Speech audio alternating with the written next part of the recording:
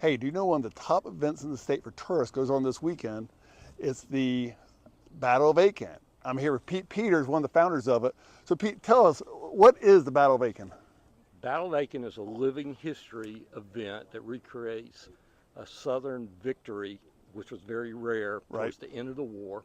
It came pretty much in February of 1865, and it was a battle that saved Aiken from being burnt. There were a lot of towns that were burnt throughout South Carolina, some of which never came back. They totally were obliterated. And by winning that battle, Aiken was preserved. It had a hotel.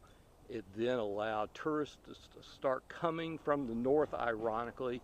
And by 1867, they had this huge hotel, and it was the beginning of the winter colony. So that tradition that we have probably wouldn't have happened if the town was in ashes. Okay, so it's this weekend, Saturday and Sunday, is that right? Saturday and Sunday, and last year we had about 8,000 people, tourists that came in on Saturday, so we're expecting a huge crowd.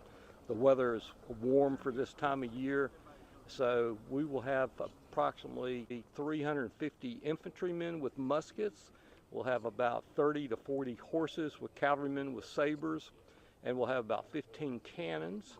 And then we have about 50 ladies in hoop skirts, and they'll be putting on things like a Victorian tea during the day and teaching people how to do the Virginia reel. Okay, so there's events going on all day long. They do, and the living history is not just about Civil War battles, but it's also about Southern living traditions during that time. There'll be a lot of craft people here showing what it was like to live in the 1860s.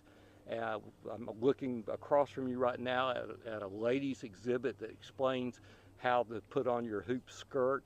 So that's going to be kind of interesting. Okay, and Pete, you mentioned the submarine. This is the second time this has been here, right?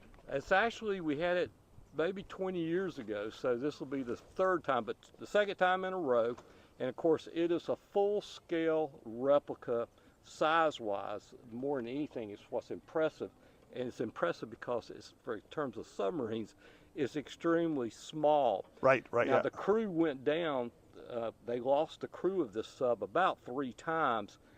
And then, of course, they lost it the final time when it sunk the first warship in history by a submarine in Charleston Harbor. So guys, it's a great event. It goes on all day Saturday and Sunday. It is truly something for the whole family. You'll be entertained, good food, music. So come on out here.